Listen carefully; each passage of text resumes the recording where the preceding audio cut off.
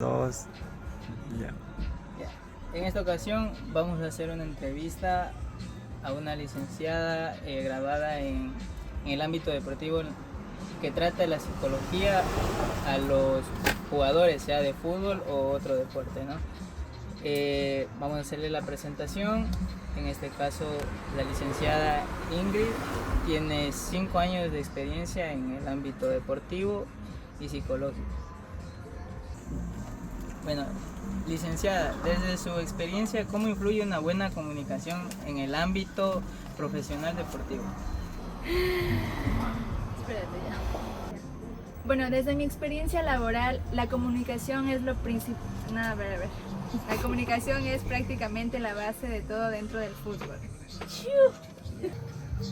Bueno, desde mi experiencia, y ahí abajo los ojos, ¿verdad? ¿Sí se nota? ¿O no? Allá. Bueno, desde mi experiencia la comunicación es prácticamente la base de todo dentro del fútbol. No solo si se ve, si se nota. O de poco acá arriba. Como tú ves. Sí, ahí. Ya, Me avisa si es que puede ver. Una, dos. Bueno, desde mi experiencia Bueno, desde mi experiencia la comunicación es la base de todo. Dentro del fútbol no solamente se trata de explicar las jugadas, sino, no solo se trata de explicar, la comunicación es prácticamente la base de todo dentro del fútbol. Bueno, desde mi experiencia la comunicación es la base de todo dentro del fútbol. No solo se trata de explicar las jugadas o el entrenamiento, sino de formar personas. Cuando yo me comunico bien con mis jugadores, ellos entienden mejor los objetivos dentro del juego. Ponle pausa ahí. Se sienten más motivados y también se sienten en confianza dentro del juego. He visto cuando hay una buena comunicación, el equipo se une más. Entonces esa es la clave y así no habrá desorden en la cancha y hasta problemas emocionales en los chicos. En el ejercicio de su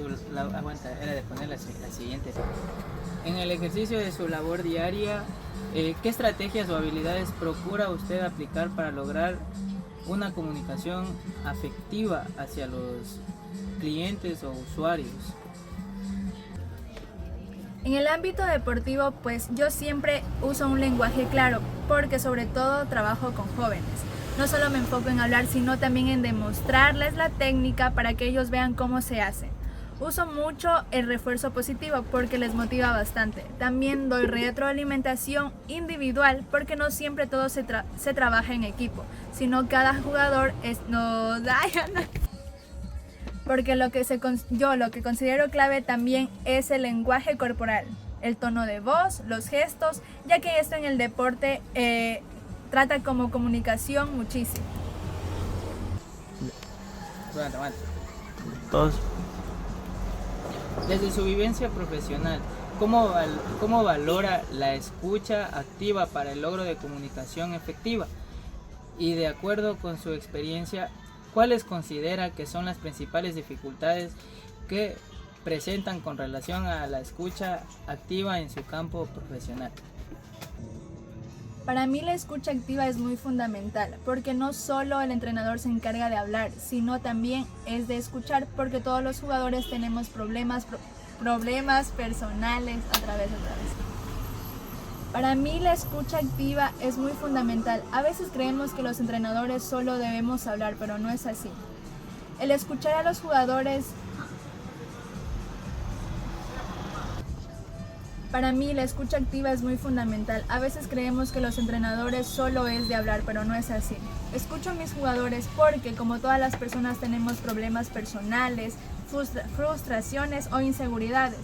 Las dificultades que más veo de algunos chicos es de no tener confianza en sí mismo para expresar, o el ritmo competitivo no les deja espacio para dialogar. Pero cuando uno escucha de verdad, entiende mejor su comportamiento y así también de esa manera les vamos a poder ayudar a tener un ambiente armonioso. Si nos permite conocer un poco más de su experiencia profesional, se apaga el teléfono. Ya.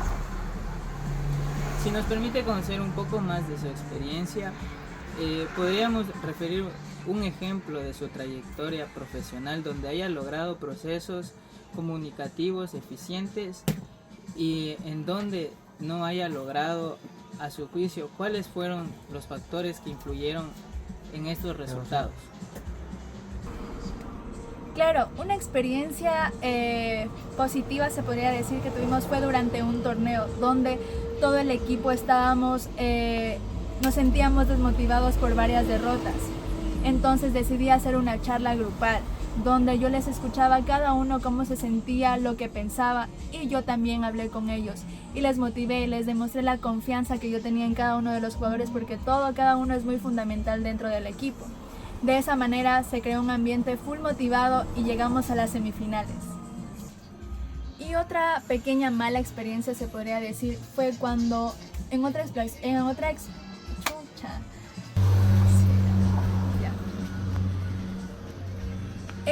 como una experiencia negativa se podría decir que en una ocasión yo expliqué cómo era la táctica, solo de forma verbal, y asumí que todo el equipo había entendido, pero no lo confirmé. Entonces ahí entendí que no basta solo con hablar, sino que hay que verificar si el mensaje llegó de la mejor manera. Desde su perspectiva y experiencia en el campo laboral, ¿cuáles considera que son las principales barreras o obstáculos que limitan?